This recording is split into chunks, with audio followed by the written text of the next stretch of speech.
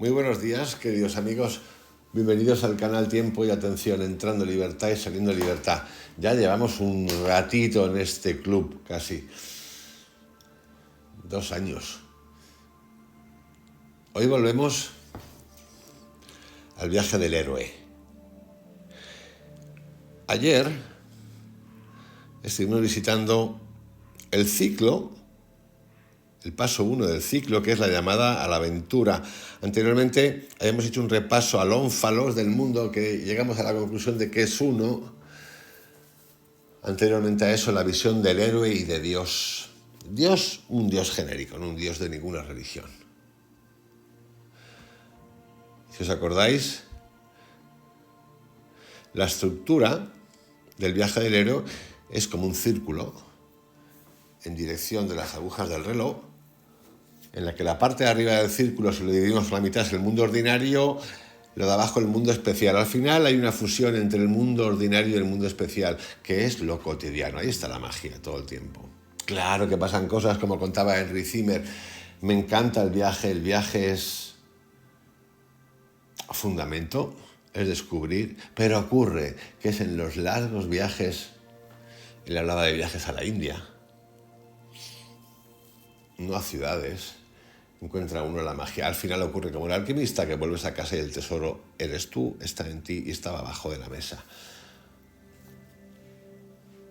En este viaje del héroe entramos en lo ordinario, pasamos por la llamada a la aventura, que trabajamos ayer con ella para averiguarla cuando nos puede ocurrir, nos ha ocurrido muchas veces y va a seguir ocurriendo.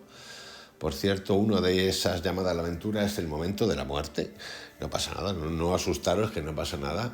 Luego viene el rechazo a la llamada. En la muerte hay un rechazo. En muchas aventuras hay un rechazo. El encuentro con un mentor, sea lo que sea. El cruce del umbral. Fijaros que esto en la muerte es muy fácil de definirlo, porque llamada a la aventura, sí, la aventura de la muerte es una aventura, por cierto. El rechazo, yo no me quiero morir. El encuentro con un mentor, ¿qué ocurre en el momento que estás ahí haciendo el tránsito? Has cruzado el umbral, ya ahí no sabemos. Y esto se repite en muchos momentos de nuestra vida. Cruzamos el umbral, pruebas, aliados y enemigos, acercamiento, la gran prueba, recompensa, el camino de vuelta, resurrección del héroe, regreso con el elixir. Hoy nos vamos al rechazo de la llamada.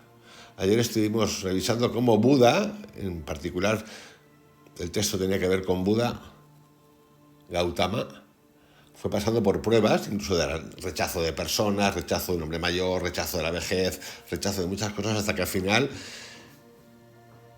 hace su comienza. Hoy nos vamos al rechazo.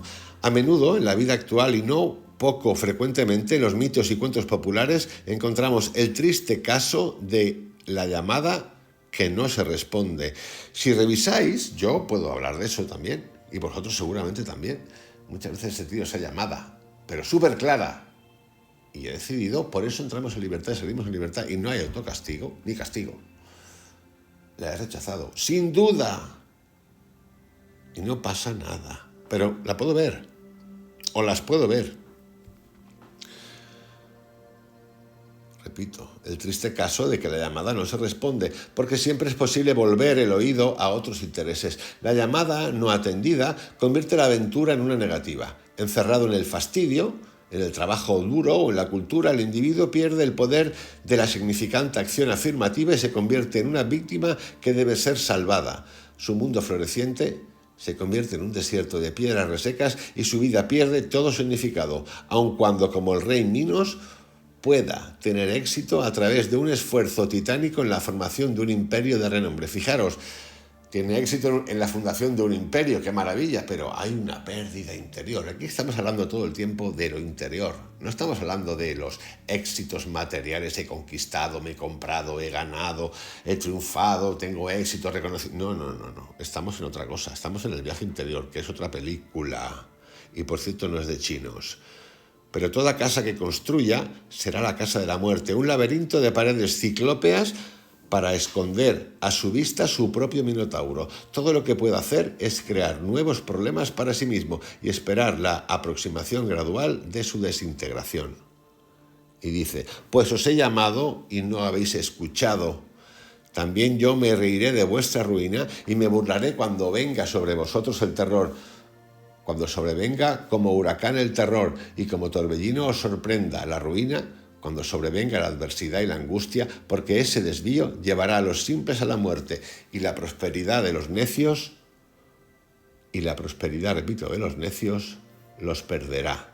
Esto es un relato de Proverbios. Yo nunca he visto la vida así. Pero ya sabéis que hay una tendencia universal a poner esto en términos un poco dramáticos. Sigue la frase. Voy a leer en latín que dice time Jesum transeuntem et non revertentem. Teme el paso de Jesús porque Él no vuelve. Los libros espirituales citan este proverbio latino que ha aterrorizado más de un alma. De nuevo, yo no veo ni he visto jamás esto así. Los mitos y cuentos populares de todo el mundo ponen en claro que la negativa es esencialmente una negativa a renunciar lo que cada quien considera como su propio interés. El futuro se ve no en los términos de una serie inevitable de muertes y nacimientos, sino como un sistema concreto de ideales, virtudes y finalidades de uno, y como si se establecieran y se aseguraran ventajas. El rey Minos retuvo al toro divino cuando el sacrificio hubiera significado sumisión a la voluntad del Dios de su sociedad, porque prefirió aquello que concibió era su provecho económico. Por eso fracasó en el papel vital que había asumido. Ya hemos visto con qué terribles efectos. La divinidad misma se convirtió en objeto de su terror, porque obviamente si uno es el Dios de sí mismo, entonces Dios mismo, la voluntad de Dios, la fuerza que ha de destruir nuestro sistema egocéntrico, se convierte en un monstruo. Huí de él bajo las noches y los días, huí de él bajo los arcos de los años, huí de él por el dédalo de mi propia mente, y en la niebla de lágrimas me oculté de él, y bajo un fluir de risas. Esto es una obra de Francis Thompson. El individuo es hostigado de día y de noche por el ser divino, que es la imagen del yo vivo dentro del laberinto cerrado de nuestra propia psique desorientada. Los senderos que llevan a las puertas se han perdido, no hay salida. El individuo solo puede aferrarse a sí mismo furiosamente como Satán y estar en el infierno o doblegarse, dejarse aniquilar por fin en Dios. De nuevo, lo de Satán está en nuestra mente. El más tierno, el más ciego, el más débil. Yo soy él a quien has buscado. Tomas de ti el amor y a mí me tomas. De nuevo un texto de Francis Thompson. La misma voz perturbadora y misteriosa iba a ser escuchada en la llamada del dios griego Apolo a la fugitiva doncella Dafne, hija del río Péneo, cuando la perseguía sobre la llanura. Oh ninfa, oh hija de Péneo, espera. La deidad la llamaba como la rana a la princesa del cuento de hadas. Yo que te persigo no soy tu enemigo, no sabes de quién huyes, por esa razón huyes. Corre más lentamente, te lo suplico, y detén tu fuga. Yo también te seguiré más lentamente. Ahora detente y pregunta quién te ama. Hubiera dicho más, dice la historia, pero la doncella continuó su fuga aterrorizada y lo dejó con las palabras en los labios. Y aun en su carrera parecía hermosa. Los vientos desnudaron sus miembros, las brisas contrarias hicieron volar sus ropas mientras corría y un aire ligero mantenía sus cabellos flotando detrás de ella. Su belleza fue acrecentada por la fuga, pero la caza llegó a su fin, porque el joven dios no quiso perder el tiempo en palabras mimosas y, urgido por el amor, la persiguió velozmente, así como el sabueso de las Galias, que ha visto un ciervo en la llanura y busca su presa con pies alados, y el ciervo su salvación. Así él, a punto de apresarla, pensaba que la tenía y rozaba sus talones con las fauces abiertas, pero ella, que no sabía si ya había sido capturada, apenas escapaba de las afiladas garras y dejaba atrás las fauces que casi se cerraban sobre ella. Así corrían el dios y la doncella, el uno empujado por la esperanza y la otra por el temor. Pero él corría más rápidamente, llevado por las alas del amor. No le daba descanso. colgado sobre sus hombros esquivos y respirando sobre el pelo que flotaba sobre su cuello. Ya no tenía fuerza y, pálida de terror y completamente deshecha por el cansancio de su rápida fuga, viendo cerca las aguas del río, su padre gritó: «Oh, Padre, ayúdame. Si tus aguas aposentan la divinidad, cambia y destruye esta belleza con la cual he atraído demasiado». Apenas había hablado cuando un estremecimiento se apoderó de sus miembros y sus costados suaves se cubrieron con una delgada corteza. Su cabello se convirtió en hojas y sus brazos en ramas. Sus pies, hasta ahora tan suaves, se convirtieron en nudosas raíces y su cabeza no era ya sino la copa de un árbol. Solo quedó su fulgurante belleza. Este es, sin duda, un final triste y sin recompensa. Apolo, el sol, el dios del tiempo y de la madurez, abandonó su persecución y en cambio denominó al laurel su árbol favorito y recomendó irónicamente sus hojas a los que confeccionaban las coronas de la victoria. La joven se había refugiado en la imagen de su padre y allí había encontrado protección, como el marido fracasado cuyo sueño de amor maternal lo preservaba del estado que entrañaba el unirse con su esposa. La literatura del psicoanálisis abunda en ejemplos de estas fijaciones desesperadas. Lo que representan es la impotencia de prescindir del ego infantil con su esfera de relaciones y de ideales emotivos. El individuo se encierra en las paredes de su infancia. El padre y la madre son los guardianes del umbral y el alma débil, temerosa de algún castigo, fracasa en su intento de atravesar la puerta y renacer en el mundo exterior. Carl Jung habla de un sueño que se asemeja muy estrechamente a la imagen del mito de Dafne. El sueño es el mismo joven que se encontró en la tierra de las ovejas, es decir, en la tierra de la dependencia. Una voz dentro de él decía: «Tengo que alejarme del padre». Luego, unas cuantas noches después, una serpiente traza un círculo alrededor del que sueña y él permanece como un árbol inmóvil en la tierra. Esta es una imagen del círculo mágico dibujado alrededor de la personalidad por la fuerza del padre que sustenta la fijación, que equivale al dragón. Brunilda, de la misma manera, permaneció en su estado de hija durante años, con la virginidad protegida por el círculo de fuego del padre de todos, Wotan. Durmió en la intemporalidad hasta el arribo de Sigfrido. La bella durmiente fue obligada a dormir por una bruja celosa, imagen inconsciente de la madre malvada. Y no solo la joven, sino todo su mundo permaneció dormido, hasta que al fin, después de muchos años,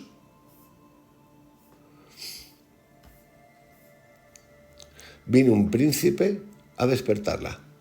El rey y la reina, imágenes conscientes de los buenos padres, que volvían a casa y entraban al vestíbulo, se quedaron dormidos y con ellos el reino entero. Todos los caballos dormían en los establos, los perros en el patio, las palomas en el techo, las moscas en las paredes. El fuego del hogar se quedó quieto y adormilado, y el asado dejó de hervir, y el cocinero, que iba a tirar de los cabellos al pinche porque había olvidado algo, lo dejó ir y cayó en un profundo sueño.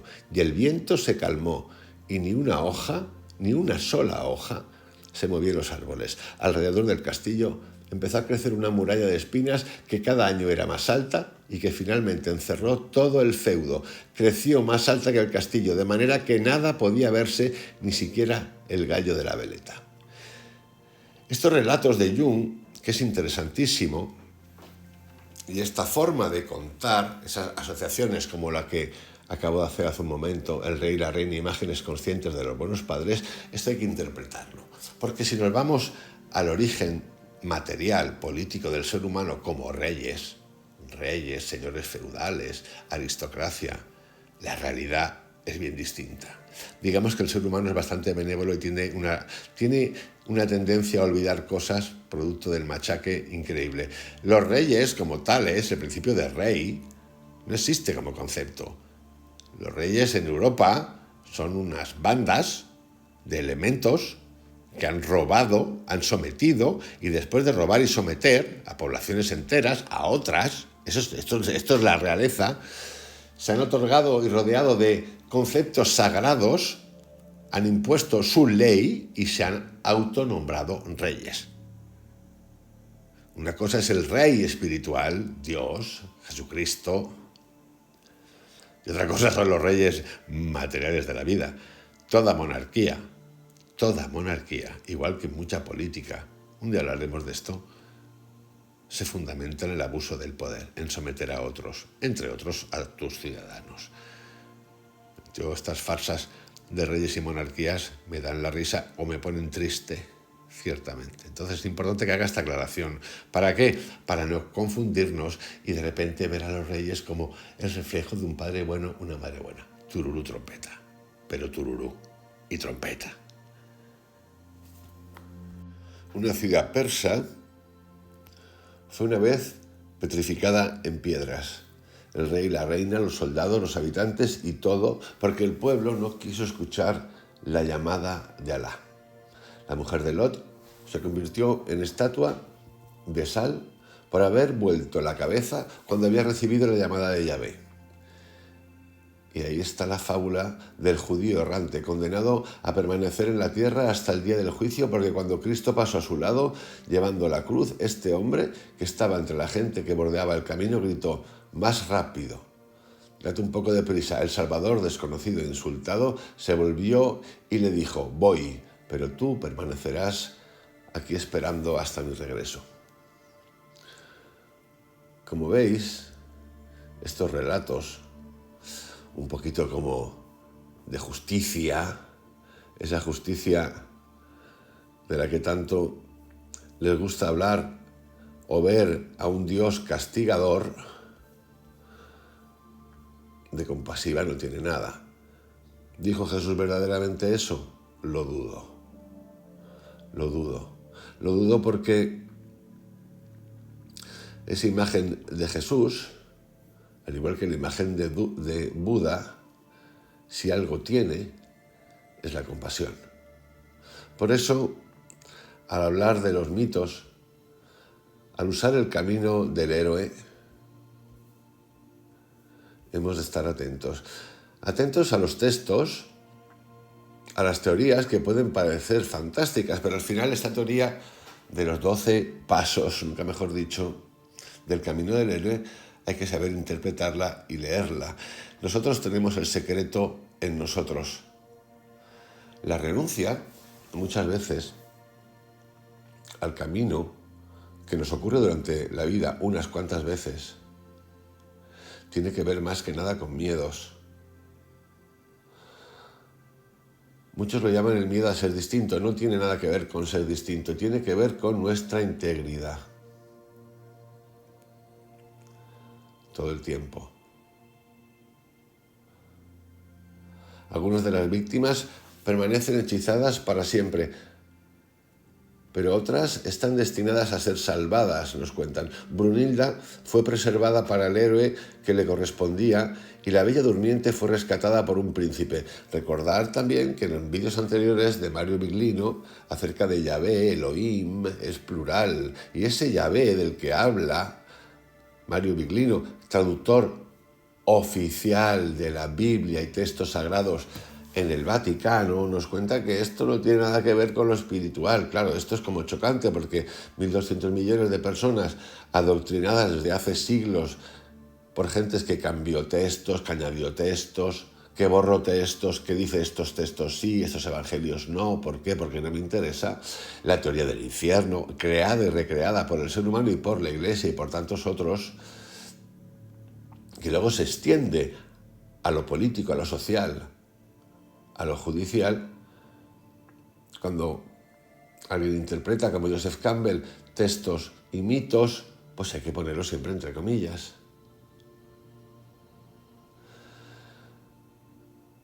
También el joven que había sido transformado en árbol soñó posteriormente en una mujer desconocida que le señalaba el camino como una misteriosa guía a desconocidos senderos. No todos los que vacilan están perdidos.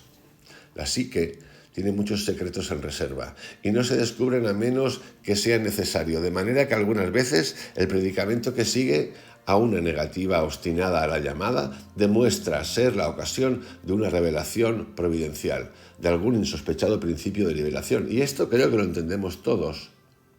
Muchas veces iniciamos el viaje, el que sea, porque el viaje nos viene Nos viene en lo cotidiano, surge de la nada, de repente pasa algo y dices, hostia, ¿qué pasa? Y lo podemos rechazar. Y de hecho muchas veces lo rechazamos. Y ahí empieza la verdadera aventura. Que es la aventura del preguntarnos. Puede venir por dolor, por ejemplo. Podemos utilizar hasta ese texto mencionado anteriormente, donde un judío errante le dice a Cristo que va con la cruz más deprisa, que es una cabronada de nivel galáctico, y ver que esa persona en algún momento se dará cuenta, o se da cuenta de lo que acaba de acontecer o lo que acaba de hacer. Pero no como lo cuenta ese texto, de que Jesús en la cruz se gira y le dice, pues sí, ahora vas a pagarla, pero lindo. Yo no veo un Dios así. Porque si existiera un Dios así, o un Jesús así, que es la pregunta que nos hacemos muchas veces los humanos, ¿cómo es posible que haya este Cristo, este Dios, este Buda, lo que quieras, y pase en el mundo todo lo que pasa? Pues no pasaría, ¿no? ¿No lo creéis? Si Jesús hubiera sido capaz de castigar a uno que está por ahí viéndolo en la procesión, bueno, en el martirio, y le dice esa cosa y lo condena, lo castiga, claro, luego los demás dicen, no, pero es que la castiga para que despierte, no, dejaros de joder, dejaros de rollos, no es así. El texto no está contado así, aunque tú quieras leerlo como quieras. Si fuera así, también ese Dios podía interferir en el estado mundial del mundo. Pero no es así. Nunca ha sido así. Por eso entramos en libertad y salimos en libertad. Porque somos nosotros los que hemos de descubrir. Y claro, somos muchos millones de personas ya. Inducidas, hipnotizadas, guiadas.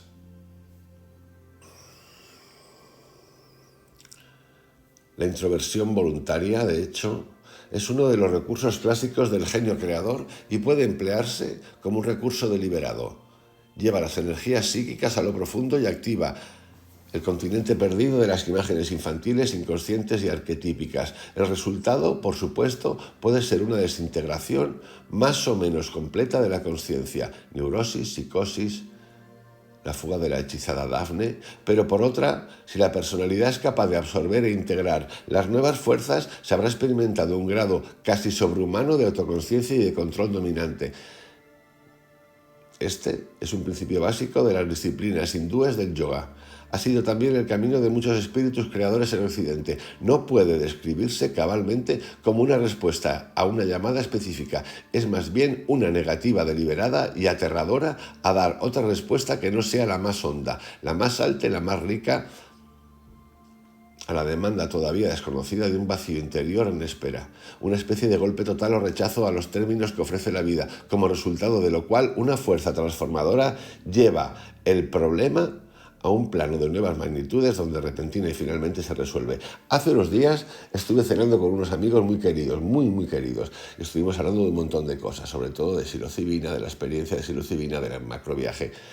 Uno de esas personas, amigo, me contó una experiencia, nos contó a todos una experiencia que tuvo una vez que tuvo una sesión de Reiki. Y fijaros qué interesante, en esa sesión de Reiki en la que no hay nada alternativo, no hay meditación, no hay nada de eso, con los ojos cerrados, mientras que le hacía la sesión, se vio cuando era pequeño con sus padres y además vio lo que se llaman en el mundo tolteca, azteca, en México, animales de poder. Esos son mensajes, no tener ninguna duda, esos son mensajes. Luego lo que tú hagas con esos mensajes es otra historia. Todos, o muchos, tenéis esas facultades que están ahí guardadas.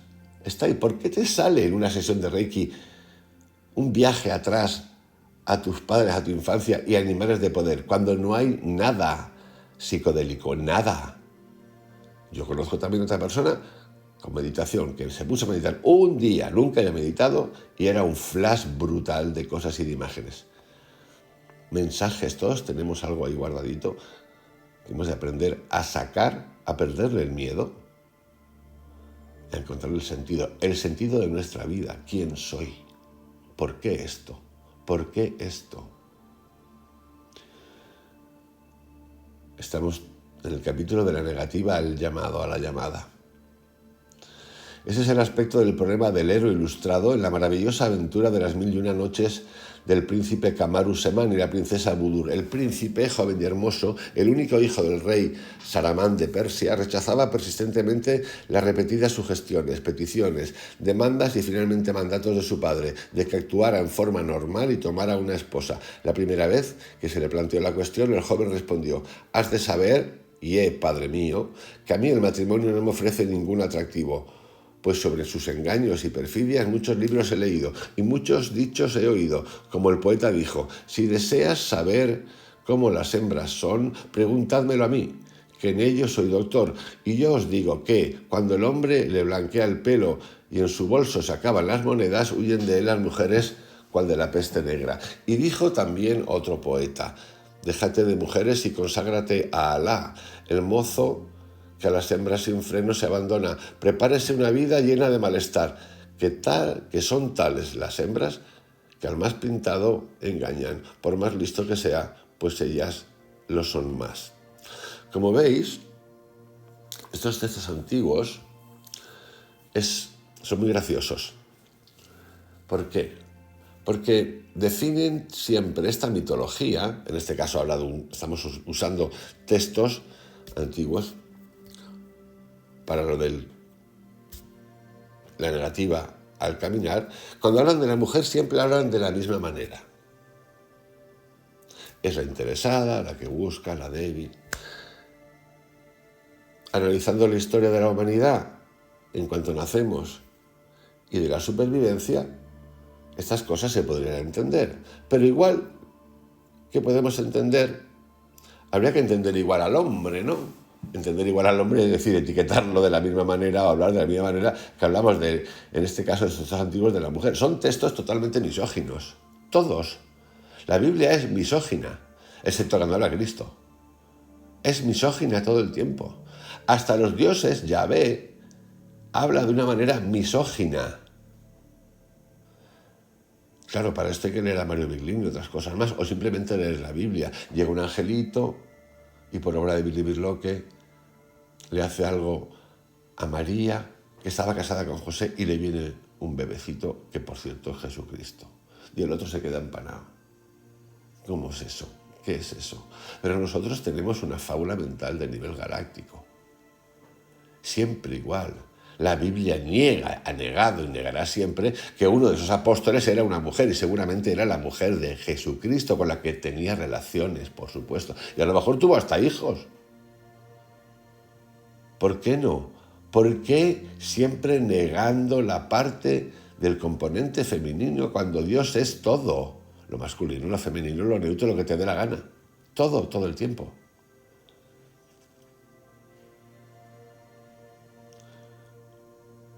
Seguimos. Y luego en prosa llana, díjole el joven a su padre: desde ahora te digo, padre mío, que jamás consentiré en casarme, y a ello nunca me avendré, aunque la copa de la muerte me dieran a beber. Cuando el sultán Saramán oyó estas palabras de su hijo, la luz se convirtió en tinieblas entre sus ojos y se llenó de desconsuelo.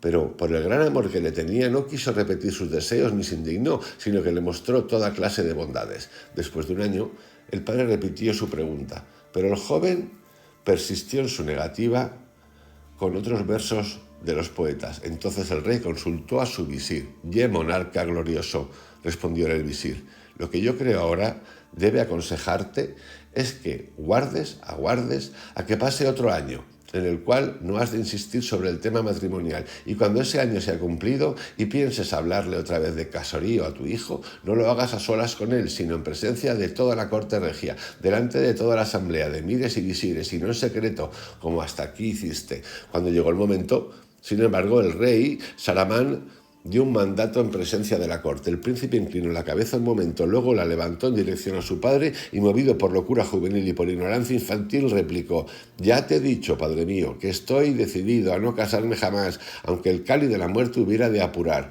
Y he de decirte con franqueza que eres hombre de muchos años y de juicio escaso, pues ya antes de ahora me pediste 2 veces que accediese a tomar esposa, y ambas te respondí lo mismo que hoy te acabo de decir. Así que, por lo visto, chocheas y no vales ni para gobernar una piara de ovejas». Así diciendo, Camaruz-Semán descruzó las manos de detrás de su espalda y se levantó las mangas hacia arriba de los codos ante su padre, porque estaba furioso y dijo muchas otras palabras a su señor, sin saber lo que decía en la confusión de su espíritu. El rey se sintió confundido y avergonzado, pues esto sucedió en presencia de la asamblea de los grandes y de los oficiales del reino, en ocasión de una gran ceremonia de Estado. Pero después, la majestad del reinado tomó posesión de él, le habló a gritos a su hijo y lo hizo temblar. Luego llamó a los guardas que estaban a su lado y ordenó: apresadlo. Ellos se adelantaron y le echaron mano y atándolo lo trajeron ante su señor, que les ordenó que le sujetaran los codos a la espalda y de esta manera lo presentaran ante él. El príncipe inclinó la cabeza lleno de temor y de aprensión, con la frente y la cara empapadas de sudor. La vergüenza y la confusión lo atormentaban vivamente. Entonces su padre lo insultó y lo envileció gritando: «¡Guay de ti, ye mi hijo bastardo y maleducado! ¿Cómo tienes la insolencia de contestarme así, delante de esta asamblea, en presencia de mis chambelanes y mis generales? En verdad, careces de la educación más elemental. Por ventura, ¿no comprendes que si lo que acabas de hacer lo hubiera hecho uno de mis vasallos, no habría salido tan bien librado?» El rey ordenó a sus soldados que soltaran sus codos y que lo aprisionaran en una torre de los castillos que guarnecían las fronteras. Tomaron al príncipe y lo encerraron en una vieja torre donde había una sala destruida y en el medio una fuente derribada. Después de haberla limpiado, trajeron un lecho y lo cubrieron con tapices y colocaron a su cabecera una almohada. Luego trajeron un mosquitero grande y encendieron candelas, porque aquel lugar estaba oscuro aún durante el día. Finalmente los soldados hicieron entrar a Camaruz-Semán y pusieron un eunuco en la puerta. Y cuando todo estuvo hecho, el príncipe se dejó caer en el sofá, con el espíritu triste y acongojado, culpándose y arrepintiéndose de la injuriosa conducta que había tenido con su padre. Mientras tanto, en el distante imperio de la China, la hija del rey Gayur, señor de las islas, de los mares y de los 7 palacios, se hallaba en un caso parecido. Fijaros aquí este relato, porque tiene lecturas interesantes. El padre quiere que se case, el rey, el pachá, quien sea. El hijo le dice que no, por activa, por pasiva. Los demás urden porque piensan que el hijo, como es el heredero, ha de casarse. Y le dicen al padre que haga una cosa para ver si lo somete en público. El otro le dice: ya van 3 veces, amigo, ya van 3 veces, eres un pesado. ¿Vosotros creéis por algún momento que eso está mal? No. El hijo se encabrona por tanta insistencia y delante de los demás ningunea a su padre. De nuevo, ¿cómo vas a ningunear a tu padre, que además es el rey? ¿Cómo te atreves a faltarme el respeto delante de los demás? Fijaros cómo se da la vuelta a la tortilla para llevar el tema hacia un lugar, que el hijo es un cabrón, soberano cabrón, y además es un desvergonzado y además es un maleducado porque le ha llevado la contraria a su padre. O sea, poder. ¿Cómo? Te he dicho que no me quiero casar, que lo que he leído y lo que he visto en la vida me dice que no me quiero casar. Y ellos, dale. Y el malo es el hijo. Sí, tiene un arrebato de ira, por supuesto que lo tiene, pues llega un toque se cansa. Y como hay poder, y si no fuera él lo hubiesen matado. Entonces se le permite cierta cosa, pero se le permite después de detenerlo, arrodillarlo, meterlo en una cárcel ahí, lo que queráis. ¿Qué tiene de malo la negativa a casarme? Nada. Pero es que hay poder por encima. Hay por encima del amor. Esto es como dice Anthony de Melo: dile al otro, prefiero ser feliz a estar contigo. Hostia puta, que prefieres ser feliz a conmigo. Qué egoísta. Egoísta. Tú prefieres que yo sea infeliz a que esté contigo. Es lo mismo. Siempre cosas por encima del amor. Por eso cuidado con los mitos, cómo se leen, cómo se interpretan. Y recordar, el viaje del héroe no es un viaje material de éxito, es un viaje al interior. No es un viaje al exterior. No paro de oír. El otro día me enviaron otro audio de no sé quién. Agotador. Autohipnosis para conseguir el éxito. Vete a cagar, sinceramente, vete a cagar. Perdón, prometí no decir más tacos, pero es absurdo, absurdo, es un viaje al interior. ¿Y de qué te vale? Ah, pues tú sabrás de qué te vale, amigo, yo no te lo tengo que decir, ni tú a mí, querido y querida, que siempre estamos buscando en el exterior que nos resuelvan el problema. Curso de conciencia, no me jodas. Bueno, creo que tengo uno por ahí. Claro, pero si tú cuentas un curso de conciencia, que es un poco absurdito, por cierto, desde el lugar de lo material, de lo físico. Si tú en el curso de conciencia le estás contando a los demás qué es lo que tienen que hacer y les impones tu guía, no entendemos nada. Si tú en el curso de conciencia, igual que en el curso de meditación, lo que te dé la gana, tú, el que cuenta, utiliza la mediación, eres el mediador entre tú, yo y lo que se llame Dios o lo que sea Dios, pues tenemos un problema. Y siempre hay un problema. Siempre hay un problema. Sí, el secreto está en cómo tratamos nosotros este problema, pero ese problema se tiene que tratar desde la integridad de uno, la conciencia de la vibración, el movimiento de la energía y el silencio. Nos vamos otra vez ahora a la China. Mientras tanto, en el distante imperio de China, la hija del rey Gayurs, señor de las islas, de los mares y de los 7 palacios, se hallaba en un caso parecido. Cuando se conoció su belleza y su fama y su nombre, se extendieron a los países vecinos. Todos los reyes la pidieron en matrimonio a su padre y él lo había consultado con ella, pero a la princesa le disgustaba hasta la palabra misma de matrimonio. Padre mío, yo no tengo la menor intención de casarme y no me casaré en la vida, porque siendo yo señora y reina, que sobre las gentes impera, no voy a querer un marido que sobre mí mande a su albedrío. Y mientras más pretendientes rechazaba, más crecía el interés de los solicitantes, y toda la realeza de las islas de la China mandaban regalos y rarezas a su padre con cartas en que le pedían matrimonio. Él insistía una y otra vez, aconsejándola con respeto a sus esponsales, y ella siempre rehusaba. Y él se llenó de perplejidad en lo que concernía a su actitud y a los reyes sus pretendientes, de manera que le dijo: está bien, si realmente estás decidida a no casarte en tu vida, yo nada en contra he de decir, pero abstente en adelante de entrar y salir. De nuevo, castración. Vale, acepto que no te quieras casar, pero no puede haber pero. Que es su derecho, es tu derecho.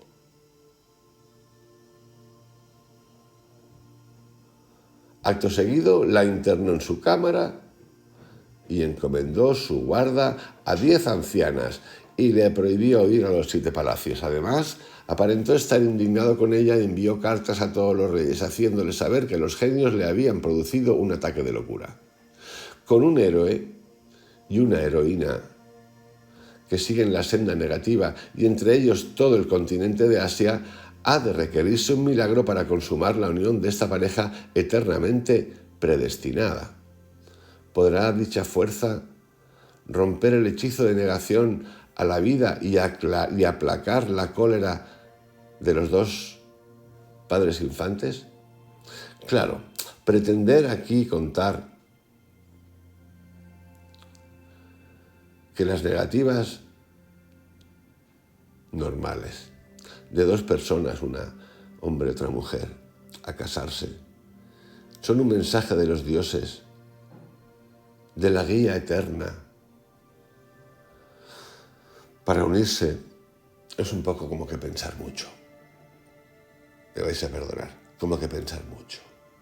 Porque aquí hay un ejercicio de un poder terrenal, brutal, sobre ella y sobre él.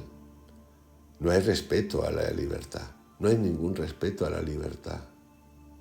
Yo, esa negativa a los viajes, no las veo como la imposición de otros ante tus libertades. Lo veo de otra manera. Esto es un ejercicio de poder absoluto. Claro que te puede pasar. Pues como igual que haces los libros de 40 días de la abundancia y que te forres, pues puede pasar. ¿Y qué va a ocurrir? Que cualquier listo calisto va a utilizar eso, ¿para qué? Para contar que esto funciona para todos. Y no es así. Eso es una cuestión estadística, aunque nos guste o no. ¿Quiénes somos nosotros? O otros con poder para definir los augurios, supuestos augurios o caminos que tienen preparados otras energías fuera de ahí, si es que existen, así como los ven ellos, para nuestro bienestar? De nuevo, un mediador. Cuidadito con esto todo el tiempo. Yo ese camino lo entiendo y lo veo, pero sin intermediación de nadie de poder. Esto surge solo, porque nosotros tenemos siempre el poder de decisión. Pues claro que se puede enamorar el príncipe de Persia de la princesa china. Pues claro, de repente, los dos puteados ahí, de repente dice, hostia, qué guapa es, o qué guapo es, o lo que sea, y dice, va, pues sí. Y vamos a decir que eso es una marca divina que estaba hecho para que fuera así, que ese era tu camino. No, perdonadme, pero no. Yo no lo leo así. No, es que Dios juega con los demás para entregarnos. Yo nunca he visto a Dios así. Así. Y yo digo esto así porque en mi camino, como en todos los vuestros, hace unos años, 3 años, tumbado en la cama, después de una crisis de este tipo, producto de una separación, un divorcio, empecé a hacer mis ejercicios, mi coach, los 12 pasos, los 20 pasos, saltimbanqui también de paso. Una noche, acostado, y ya lo he contado esto, oigo una voz con los ojos abiertos y despiertos: has estado fuera del camino un buen tiempo, ahora vuelves y ya no te vas a salir más. Pero yo no he tenido ningún mediador que me ha impuesto nada. Yo tuve todo el tiempo la opción de elegir durante mi matrimonio ciertas cosas y decir sí o no, igual que la otra persona. A mí nadie me indujo ni me obligó a nada como se obliga aquí. No, pasó lo que tenía que pasar, yo actué como tenía que actuar, y sí, hay una voz ahí detrás, siempre ha estado, que me ha dicho, ya no te sales del camino. Pero aquí nadie me encerró. Nadie me encerró en la jaula, en la cueva, me metió bajo el agua. Muy distinto a esta historia del héroe. Joseph Campbell es un autor fascinante, igual que Carl Jung y tantos otros, igual que El cuarto camino de Gurdjieff, tantos otros fascinantes. Hemos de estar atentos, muy atentos. La respuesta a esta pregunta es la misma a través de todas las mitologías del mundo, nos cuenta Joseph Campbell, porque como se escribió frecuentemente en las sagradas páginas del Corán, bien pueda Alá salvaros. El único problema es saber cuál será el mecanismo del milagro, y ese es un secreto que solo se revelará en las páginas posteriores del cuento de las 1001 noches. Dicho esto, queridos amigos, nos quedamos en este capítulo, que es el del rechazo, muchas veces, al viaje. El siguiente es fascinante. Fascinante porque seguramente cuando viajemos por él os vais a ver reflejados o incluso vais a rescatar cosas que tenéis olvidadas, que es la ayuda sobrenatural. Yo no puedo decir que creo en la ayuda sobrenatural. Yo puedo decir que sé que ocurre porque ha ocurrido. No es que crea o tenga fe, es que la he tocado, como muchos de vosotros. Os envío un abrazo, que tengáis un excelente día. Hasta mañana.